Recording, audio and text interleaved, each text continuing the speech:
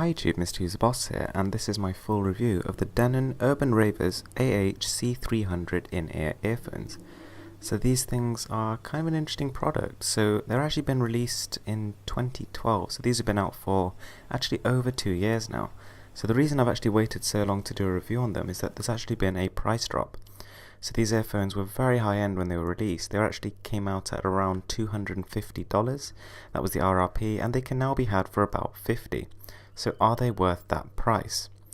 So as you can see, it comes with a really nice box. It instantly feels premium. The whole packaging was super nice. In fact, it was one of the best packages I've ever opened for a pair of earphones.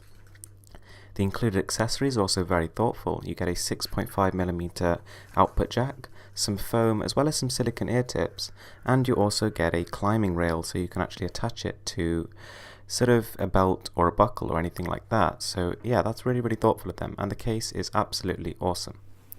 Right, so taking a look at the bottom of the earphones, we have a 90-degree gold-plated headphone jack. So this is pretty standard, but nonetheless this fits all of our requirements. As you can see, it has a kind of like an angular look, and this is present throughout the whole of the earphone's design language, and I have to say I've pretty much fallen in love with it. So the cable is quite nice. It makes a minimal amount of cable noise, but there is just a tiny bit. It kind of looks like it's pleated, but it's actually just a smooth plastic, similar to most other earphones, just of a higher quality. So, taking a look at the earphones themselves, they are really big. In fact, I'd say these are the biggest earphones I've ever actually come across, and that is basically just to house these massive bass drivers. So these earphones are totally focused on bass, and they give off a very aggressive design language, and I guess that can kind of convey the sort of way they sound. So as well as being big, you can actually see that they look really nice. They're actually quite futuristic, modern, and somehow still minimalistic. So there's actually a volume control which didn't work on Android but does work on iOS, and the play and pause button, which can also be used to skip tracks, is also working fine. I'd say the position is a little bit sort of jarring, but after a bit of use you do get used to it, and it's not a big deal, but I think some slightly more protruding buttons would have been better. So as you can see, the build itself is kind of a little bit of a letdown. You know, at a $250 price point, you would be expecting something a little bit more premium.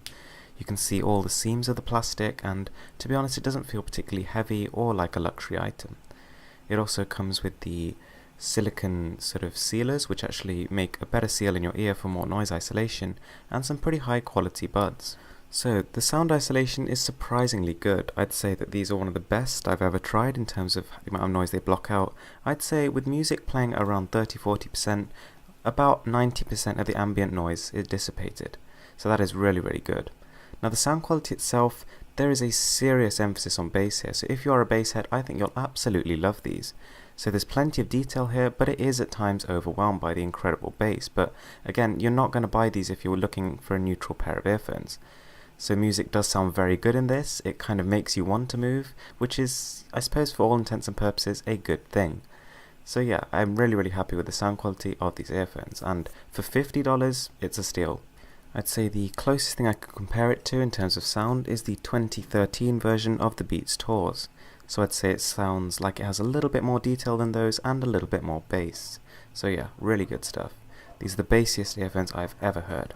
So to conclude, these things have a very nice presentation. They come with lots of good accessories, but the build leaves much to be desired. The features are good but not great. It provides really good noise isolation, but the remote is a little bit fiddly and doesn't always work. But in terms of performance, I have to say these are really good. For what they're intended for, they do a really good job, and I have to say I thoroughly recommend them. Anyway guys, thanks for watching. Please give this video a thumbs up and don't forget to subscribe for more.